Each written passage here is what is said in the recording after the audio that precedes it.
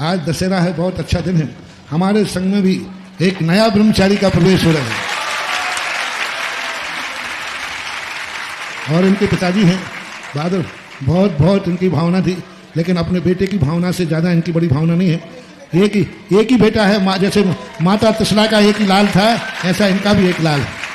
बहुत मन में थे, लेकिन बेटे की भावनाओं को देख करके इन्होंने कहा नहीं, मैं अपने स्वार्थ के कारण से बेटे को नहीं रोकूंगा। माता पिताओं ने उनके लिए बहुत कहा बेटा देखो हमारी तरफ, पर जब बेटी के जो भावना देखी तो उन्होंने खुद कह दिया कि नहीं, हमारी स्थिति, हमारे कारण से हम बेटे के मार्ग में अवरोध नहीं बनेंगे। ऐसे बहादुरपुर के हैं पूरे इनके, ये पूना के अंदर। देखिए बहुत परम सौभाग्य की बात है, पूज्य गुरुदेव के सानिध्य में ये बाल ब्रह्मचारी भैया जी आज संघ में सम्मिलित हो रहे हैं, जिनका नाम श्रीमान पीयूष कुमार जी जैन है। उम्र है मात्र 24 वर्ष की और पिता श्री संजीव कुमार जी, माता श्रीमती सीमा जी हैं, इनकी बहन श्रीमती शिखा जी हैं, जिया जी श्रीमान यश कुमार जी हैं। बीटेक कंप्यूटर साइंस से इन्होंने शिक्षा प्राप्त करी है। पूज्य गुरुदेव का सानिध्य प्राप्त करने के लिए और साक्षात संघ में सम्मिलित होने के लिए यहाँ पर आए हैं। सॉफ्टवेयर इंजीनियर पूना में ये वर्क करते थे, वहां की जॉब छोड़ करके 4.5 लाख मंथली पैकेज छोड़ करके पूज्य गुरुदेव के चरणों में ये अपना जीवन समर्पित कर रहे हैं। जोरदार तालियों के साथ में पूरा भारतवर्ष, पूरा विदेश देखें कि पूज्य गुरुदेव का ऐसा असीम आशीर्वाद। 3 साल से शिविर में, 3 साल से शिविर में। हाँ, और सबसे बड़ी बात मैं कहना चाहूंगा, अभी कुछ दिन पूर्व मैंने कहा था कि वास्तव में पूज्य गुरुदेव के जो अनंत उपकार हैं, उन अनंत उपकारों में जो एक शिविर है, इस बार जो 10 लक्षण महाशिविर में जो एक बहुत बड़ा हमारे बीच में एक भैया जी हमारे बीच में आए थे और वो शिविरार्थी बन करके आए थे और संघार्थी हो गए, संघ में सम्मिलित हो गए। उसी प्रकार ये भैया जी पीयूष भैया जी जो है विगत 3 वर्षों से लोग कहते हैं शिविरार्थियों में शिविर में क्या होता है, देख लो शिविर में ये होता है। महाराज जी ये तो दुनिया है, वास्तव में जो हो रहा है उसको सब कोई प्रत्यक्ष देख रहा है।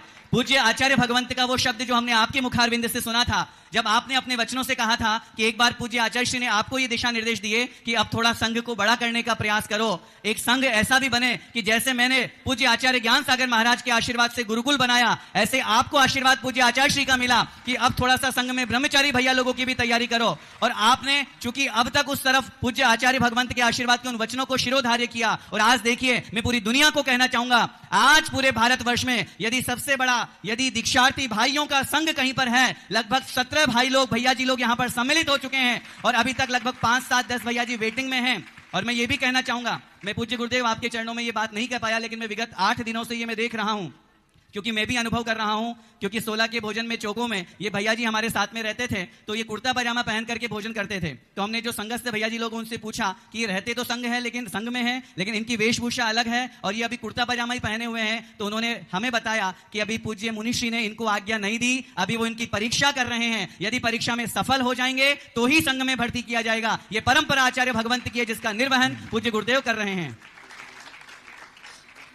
हाँ, सांगानेर संस्थान के तो हमारे 2 भैया जी जो हैं, 2 नहीं 3 भैया जी हैं, आदरणीय मोनू भैया जी, आदरणीय अतिशय भैया जी और आदरणीय अक्षय भैया जी। जोरदार तालियों से सभी स्नातक गौरव करें इस बात का। और जितने बच्चे हमारे पास आते हैं, हम इनको सबसे पहले बहुत डराते हैं, बहुत डराते हैं।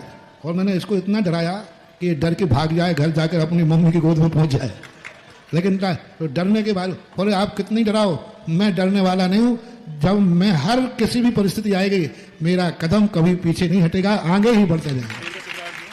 हाँ, शिविरार्थी बहुत अच्छा सबके लिए 2-3 साल से आ रहे थे, शिविर में थे, लेकिन पूना की जॉब छोड़ी 1 महीने के शिविर के बाद गया, ना माता पिता को बताया ना मुझे बताया, सब कुछ हिसाब किताब करके सीधा यहाँ आ गया और मम्मी पापा को भी यहीं बुला लिया। बहुत अच्छा। और देखिए इनके माता पिता भी यहाँ पर आए हुए हैं, वो भी आशीर्वाद ग्रहण कर रहे हैं। और मैं जोरदार तालियों से स्वागत कीजिए ब्रह्मचारी भैया पीयूष भैया जी का, जो संघ में सम्मिलित हो रहे हैं, पूरे परिवार को पूज्य श्री आशीर्वाद दे रहे हैं। इकलौता बेटा है और उन्होंने अपने उस पुत्र को मोक्ष मार्ग पर आगे बढ़ा दिया। इनकी मातुश्री की आंखों में आंसू है, लेकिन मैं ये आंसुओं को देख करके भावना भा रहा हूं जैसे श्रीमंती माँ की आंखों में आंसू हुआ करते थे, और उन्होंने भले उन आंसुओं की परवाह नहीं करी, क्योंकि बालक जो है वो अगर एक दिन ये आंसू गर्व के आंसू होंगे जब कहलाएगी तो मुनि महाराज की माता पिता, उस समय इनका रूप भरेंगे। ऐसे परम पूज्य परमोपकारी पूज्य गुरुदेव के श्री चरणों में स्वाध्याय के लिए सर्वार्थ सिद्धि ग्रंथ है और नोट बनाने के लिए, हालांकि इतने अपने आप में बुद्धिमान है कि नोट बनाने की जरूरत नहीं पड़ेगी, खोपड़ी ठीक है। मैं भी बिना नोट के नोट बनाता हूं, भगवान करे सारे ब्रह्मचारी भी ऐसे निकले। आवश्यक धर्म ध्यान दीपक है। अब इनका परिग्रह होगा कपड़े, और अभी हाल फिलहाल एक कमंडल दे रहा हूँ शुद्धि के लिए। जय हो भगवान। आपका परम आशीर्वाद इन भैया जी के साथ सबको मिले। नौवर्ण में और कायो सर के साथ में इन्होंने आज का ये शुभ दिवस, जो अभी आदरणीय पूरी पंचायत कमेटी यहां पर उपस्थित है, उनकी जिज्ञासा भी रह गई है, लेकिन मैं ये कहना चाहूंगा प्रातः काल का वो शुभ दिवस, आज विजयादशमी का दिन है। सामान्य व्यवहार में लोग पूछते हैं कौन से मुहूर्त में हमको गृह प्रवेश करना है, कौन से मुहूर्त में हमको नया काम करना है। आज उदाहरण देख लीजिए, पूज्य गुरुदेव के आशीर्वाद से हमें एक नया मुहूर्त प्राप्त हो गया, एक ऐसे नए मंदिर का निर्माण का मुहूर्त प्रारंभ हो गया, जहां पर पूर्ण रूप से जो एक जीर्ण शीर्ण अवस्था में था, उस मंदिर का नया निर्माण आज प्रातः काल की बेला में श्री जी दूसरे स्थान पर स्थापित हुए। संघ में भैया जी का सम्मेलन हो रहा है, स्थान प्राप्त हो रहा है। मैं कमेटी से निवेदन करूंगा आदरणीय राकेश जी कांसल साहब से, जो अध्यक्ष महोदय हैं, वो अपनी जिज्ञासा अपनी बात यहां पर